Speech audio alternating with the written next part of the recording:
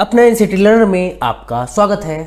आज हम पढ़ने वाले हैं चैप्टर 5 जिसका नाम है kingdoms, Kings and an early Republic, मतलब राज्य, राजा और एक प्राचीन गणराज्य। तो इस चैप्टर में जो है हम बहुत सारे चीज़ों के बारे में जानने वाले हैं, जैसे कुछ लोग जो है रूलर्स कैसे बने, फिर डिफरेंट वर्णास के बारे में जानेंगे। उसके बाद फिर हम जनपदाज, महाजनपदाज जिसके बारे में आप काफ़ी सुनते रहे होंगे उसके बारे में जानेंगे। फिर हम देखेंगे कि रूलर्स जो है वो टैक्स लेना क्यों शुरू कर दिए, और लास्ट में हम मगध और वज्जी के बारे में बहुत ही डिटेल में जानेंगे। तो बिना देर किए चैप्टर को स्टार्ट करते हैं, और हमारा पहला टॉपिक है how some men became rulers. तो चलिए पता करें कि कुछ लोग जो है रूलर्स कैसे बने। तो लगभग 50 साल से जो है हम अपने रूलर्स का जो चुनाव है वो वोटिंग के जरिए करते आ रहे हैं। तो ये सवाल उठता है कि बहुत पहले जो है लोग रूलर कैसे बनते थे।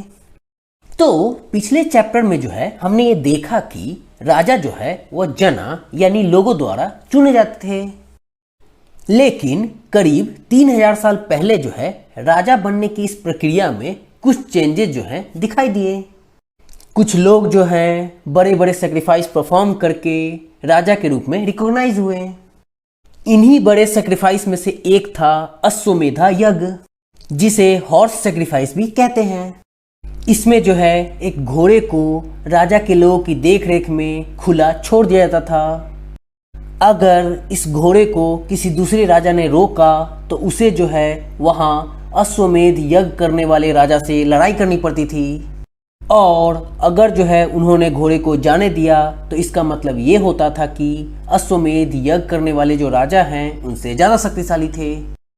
इसके बाद जो है इन राजाओं को यज्ञ में इनवाइट किया जाता था, जो कि स्पेशली ट्रेंड प्रीस्ट के द्वारा परफॉर्म किया जाता था, और बदले में जो है उन्हें गिफ्ट दिए जाते थे। अश्वमेध यज्ञ करने वाले राजा को जो है बहुत ही शक्तिशाली माना जाता था, और यज्ञ में जो है जिन्हें इनवाइट किया जाता था वे सभी राजा जो है उनके लिए उपहार लाते थे। इन सभी जो आयोजन होते थे उन सब में जो है राजा सेंट्रल फिगर होता था। उसे जो है राज सिंहासन या फिर टाइगर की खाल के एक स्पेशल सीट पर जो है बिठाया जाता था। बैटलफील्ड में राजा का जो सारथी होता था वही उसका कंपेनियन होता था, और यज्ञ के अवसर पर जो है वह राजा की ग्लोरी का गुणगान करता था। राजा के जो रिलेटिव होते थे, स्पेशली पत्नी और बेटे, उन्हें जो है बहुत तरह के छोटे छोटे रिचुअल करने पड़ते थे। अन्य जो सारे राजा इनवाइटेड थे उन सब का काम जो है सिर्फ बैठकर यज्ञ की इस पूरी प्रक्रिया को देखना पर था। वहीं प्रीस्ट जो है इन रिचुअल को परफॉर्म करते थे, जिसमें राजा के ऊपर पवित्र जल का छिड़कना जो है शामिल था। इन सब के अलावा ऑर्डिनरी पीपुल, विश्व और वैश्या जो हैं गिफ्ट लाते थे। हालांकि कुछ लोगों को जिन्हें प्रीस्ट जो है सुधराज कहते थे उन्हें इन सारे रिचुअल से जो है दूर रखा जाता था। तो इस तरह के सिस्टम को देखकर अब ये जानना इम्पॉर्टेंट हो गया है कि उस समय जो है लोग कैसे बटे थे। तो अब जो है हम बात करेंगे वर्णास के बारे में। तो इस पीरियड में जो है नॉर्थ इंडिया में खासकर गंगा यमुना एरिया में जो है कई ग्रंथ रचे गए। इन सारे बुक को जो है अक्सर जो है लेटर वैदिक कहते हैं, क्योंकि ये जो है ऋग्वेदा के बाद कंपोज हुए हैं। इनमें जो है सामवेद, यजुर्वेद और अथर्ववेद, इसके अलावा और अदर बुक भी आते हैं। ये सारे जो है प्रीस्ट के द्वारा कंपोज किए गए हैं, और इसमें जो है ये दिखाया गया है कि रिचुअल्स जो है कैसे परफॉर्म किए जाएंगे। इसके अलावा जो है रूल्स क्या होंगे सोसाइटी के, ये भी इसमें दिए गए हैं। उस समय सोसाइटी में जो है डिफरेंट ग्रुप्स थे, जिनमें प्रीस्ट्स और warrior, farmer, हर्डर, traders, craft person, labourers, fishing folk और फॉरेस्ट पीपुल थे। मतलब पुरोहित, योद्धा, किसान, पशुपालक, व्यापारी, शिल्पकार, श्रमिक, मछली पकड़ने वाले और जंगल में रहने वाले लोग शामिल थे।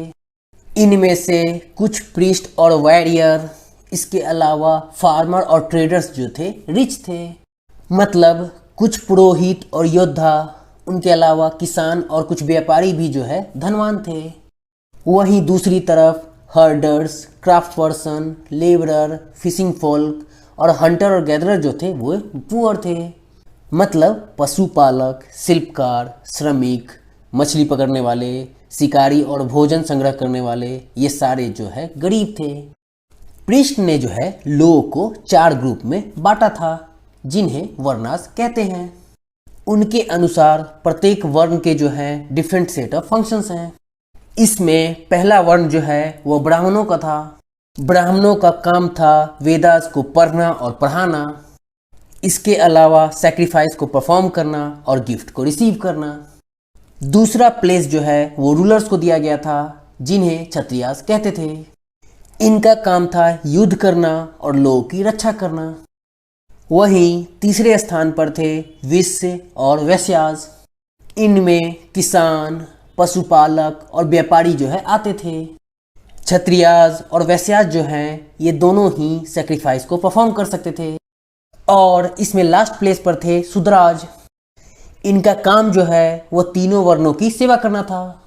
ये जो है किसी प्रकार का कोई रिचुअल्स जो है परफॉर्म नहीं कर सकते थे। अक्सर औरतों को भी जो है इन्हीं शूद्राज के ग्रुप में रखा जाता था। वुमेन को और शूद्राज को जो है वेदास का स्टडी करने का अधिकार नहीं था। प्रीस्ट के अनुसार जो है ये सारे डिवीजन बर्थ के आधार पर होते हैं। एग्जाम्पल के तौर पर बात करें तो एक ब्राह्मण माता पिता की जो संतान है वो ब्राह्मण ही होती थी।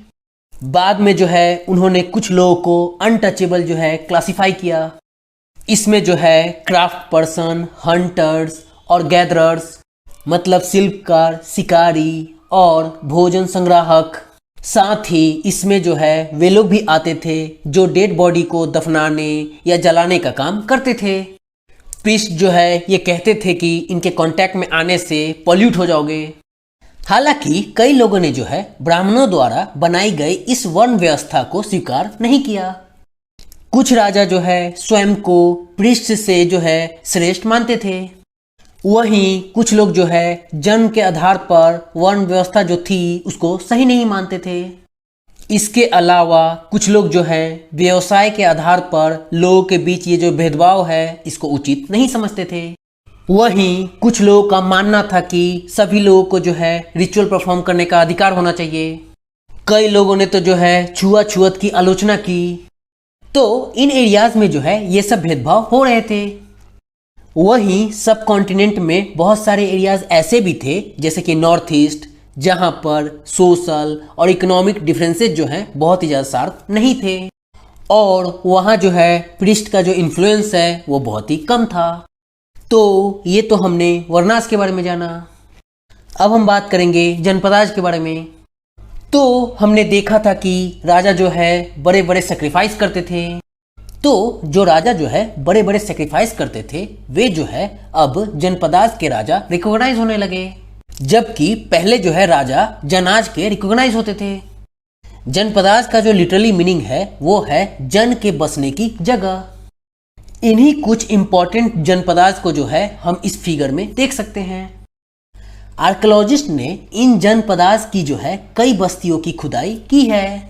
दिल्ली में पुराना किला, उत्तर प्रदेश में मेरठ के पास हस्तिनापुर और एटा के पास अतरंजी खेरा इनमें प्रमुख है। खुदाई से पता चला कि लोग जो है झोपड़ियों में रहते थे और कैटल और अन्य जानवरों को जो है पालते थे। इसके अलावा वे rice, wheat, barley, pulses, sugarcane, sesame और मस्टर्ड, मतलब चावल, गेहूं, धान, जौ, दालें, गन्ना, तिल और सरसों जैसी फसलें उगाते थे। इसके अलावा लोग जो है मिट्टी के बर्तन भी बनाते थे। इनमें कुछ जो है ग्रे कलर के होते थे और कुछ जो है लाल रंग के होते थे। इन्हीं साइट पे एक स्पेशल टाइप की पॉटरी मिली है जिसे जो है पेंटेड ग्रेवेयर कहते हैं। जैसा कि इसके नाम से ही पता चलता है यह जो है ग्रे कलर का होता है और इस पर जो है डिजाइन्स होती हैं और इन डिजाइन्स में जो है अक्सर सिंपल लाइन या फिर ज्योमेट्रिकल पैटर्न देखने को मिलते हैं। तो ये तो हमने जनपदाज के बारे में जाना। अब हम महाजनपदाज के बारे में जानेंगे।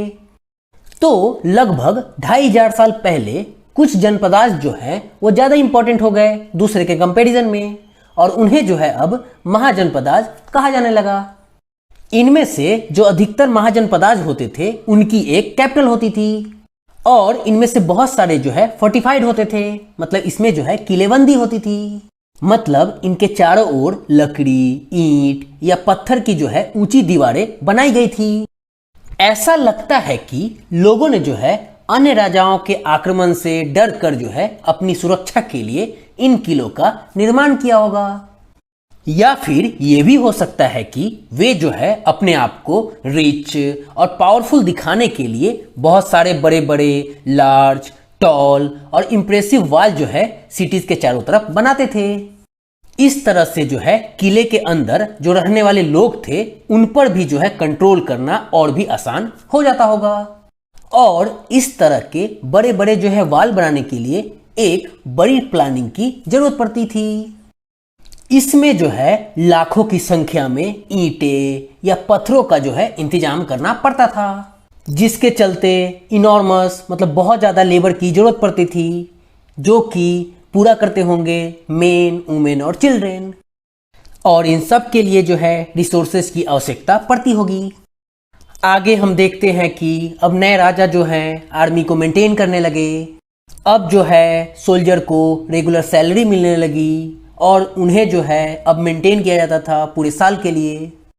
इनमें से कुछ पेमेंट जो है वो पंच मार्क कॉइन के थ्रू होती थी, जिसके बारे में हम आगे के चैप्टर्स में जानेंगे। तो चलिए आगे बढ़ते हैं और अब हम बात करेंगे टैक्सेस की। तो महाजनपदार्थ के जो राजा थे वे बड़े बड़े किले बनवाते थे और बड़ी सेना जो है रखते थे, इसलिए उन्हें जो है ज़्यादा से ज़्यादा रिसोर्सेज की जरूरत पड़ती थी, और इसको कलेक्ट करने के लिए जो है उन्हें ऑफिशियल्स की भी आवश्यकता होती थी। इसलिए महाजनपदार्थ के जो राजा हैं वो लोगों द्वारा समय समय पर लाए गए उपहारों पर निर्भर न रहकर अब जो है रेगुलर टैक्स वसूलने लगे। चलिए अब देखें कि कौन कौन से टैक्स थे और किस किस चीज पर जो है टैक्स लगाया जाता था। तो इनमें से क्रॉप्स पर जो टैक्स लगाए जाते थे वे सबसे इंपॉर्टेंट होते थे, क्योंकि ज्यादातर जो लोग थे वे फार्मर्स थे। अक्सर ये टैक्स जो है वो 1/6 जो भी वो प्रोड्यूस करते थे उसका फिक्स होता था, और इसे जो है भाग या शेयर कहते थे।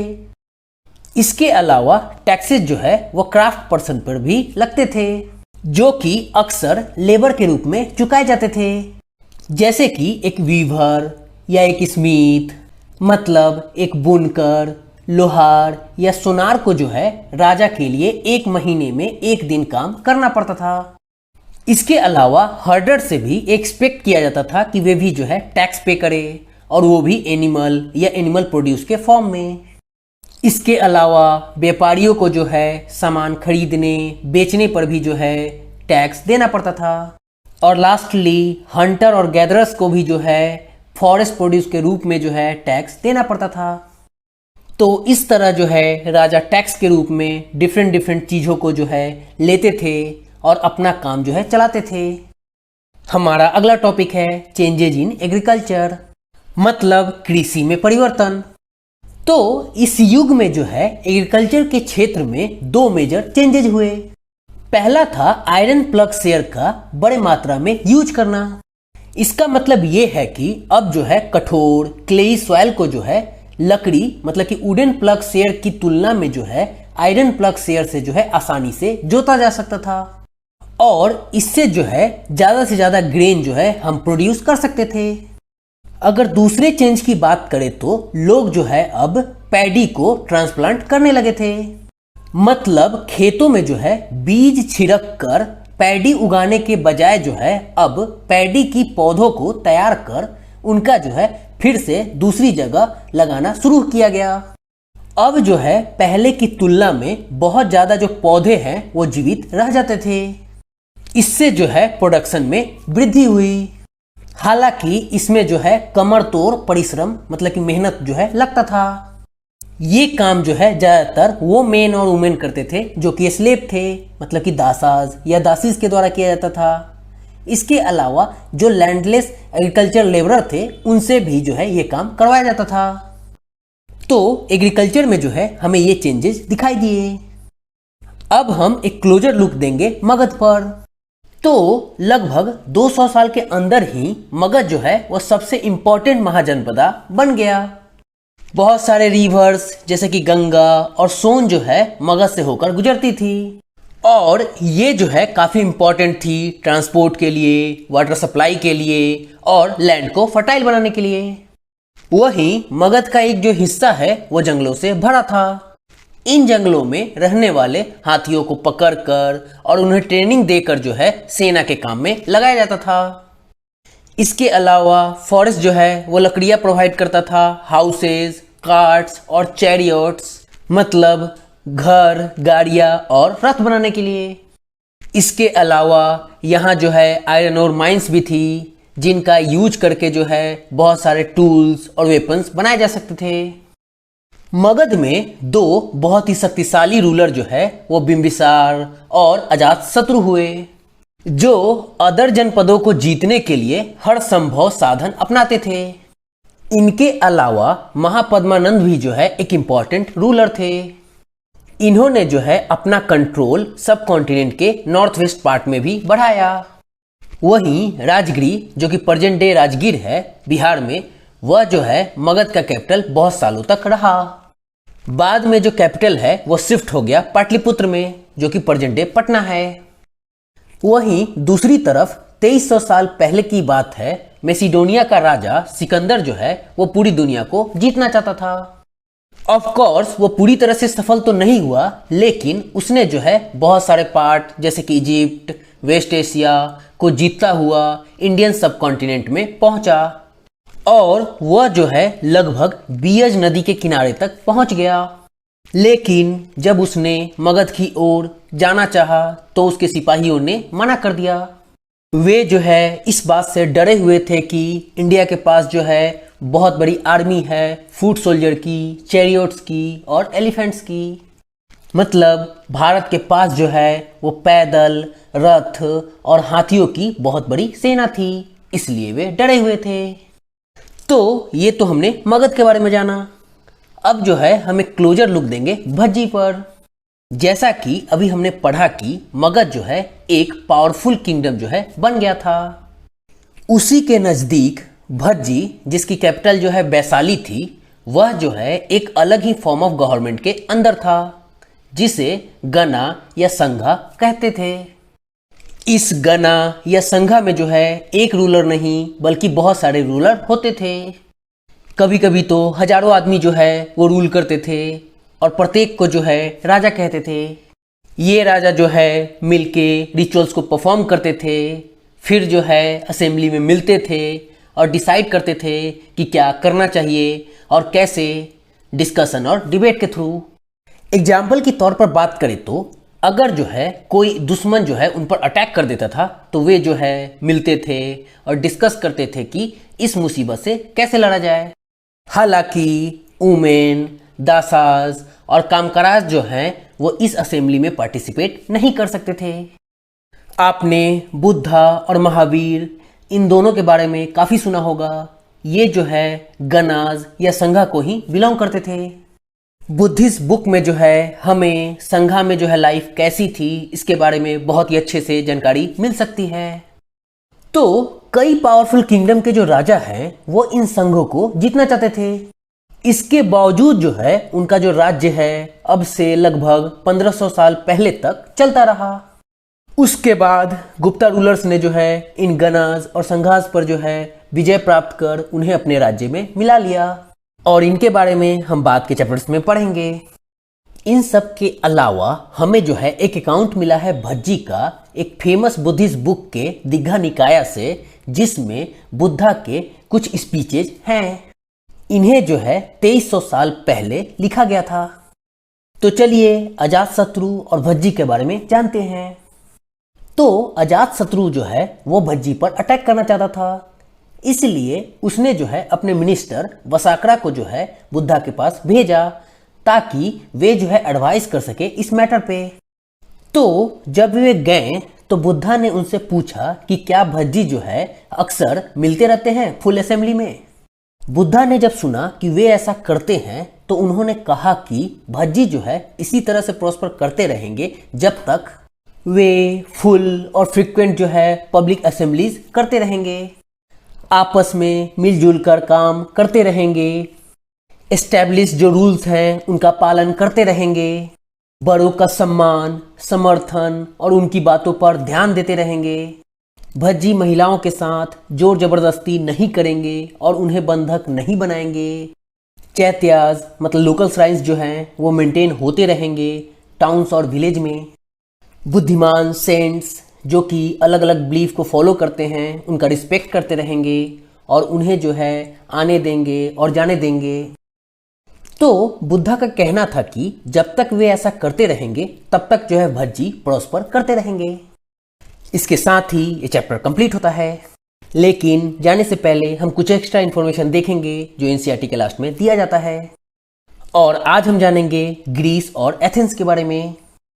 तो लगभग 2500 साल पहले जो लोग थे एथेंस के, उन्होंने एक ऐसे फॉर्म ऑफ गवर्नमेंट की स्थापना की जिसे डेमोक्रेसी कहते हैं, जो कि लगभग 200 सालों तक चली। इसमें 30 साल के ऊपर सभी मेन को जो है रिकॉग्नाइज किया जाता था एज अ फुल सिटीजन। वहां एक असेंबली थी जो लगभग 40 बार साल में मिलती थी ताकि इंपॉर्टेंट मैटर पर डिसाइड कर सके। इस मीटिंग में सभी सिटीजन भाग ले सकते थे। फिर बहुत सारे पोजीशन के लिए जो अपॉइंटमेंट होती थी वो लॉटरी के थ्रू होती थी। जो भी लोग चाहते थे वे जो है अपना नाम देते थे और उनमें से कुछ को जो है लॉटरी के थ्रू सेलेक्ट करते थे। सभी नागरिकों को जो है आर्मी और नेवी में जो है अपनी सेवा देनी होती थी। हालांकि वुमेन को जो है सिटीजन कंसीडर नहीं किया जाता था। इसके अलावा बहुत सारे फॉरेनर्स जो कि वहाँ रहते थे और एथेंस में काम करते थे एज अ मर्चेंट्स और क्राफ्ट पर्सन के रूप में, उनको भी सिटीजन का राइट नहीं था। इसके अलावा एथेंस में खदानों में, खेतों में, घरों में और वर्कशॉप में काम कर रहे दासों को भी जो है सिटीजनशिप का अधिकार नहीं था। उन्हें जो है सिटीजन की तरह ट्रीट नहीं करते थे। तो हम कह सकते हैं कि इसमें जो है डेमोक्रेसी के कुछ गुण तो थे, पर यह ट्रू डेमोक्रेसी पूरी तरह से नहीं था। अब चलिए कुछ इंपॉर्टेंट डेट्स की बात कर लेते हैं जो इस चैप्टर से रिलेटेड जानना जरूरी है। अगर पहले इंपॉर्टेंट डेट की बात करें तो वे थे न्यू काइंड ऑफ राजाज जो कि लगभग 3000 साल पहले हुए। दूसरा इंपॉर्टेंट डेट है महाजनपदाज जो कि लगभग 2500 साल पहले हुए। अगर तीसरी इंपॉर्टेंट डेट की बात करें तो वो था अलेक्जेंडर इन्वेजन और कंपोजिशन ऑफ दीघा निकाया जो कि लगभग 2300 साल पहले हुए। और लास्ट और फोर्थ की बात करें तो वो था एंड ऑफ गनाज और संघाज जो कि लगभग 1500 साल पहले हुए। इसके साथ ही ये चैप्टर कंप्लीट होता है। अगर आपको इस चैप्टर से रिलेटेड कुछ क्वेश्चन पूछना हो तो आप नीचे कमेंट बॉक्स में अपना क्वेश्चन डाल सकते हैं। आपके क्वेश्चंस के आंसर्स जल्द से जल्द दे दिए जाएंगे। और आपको अगर ये वीडियो पसंद आया तो इसे लाइक, शेयर और सब्सक्राइब करें। Thank you for watching this video.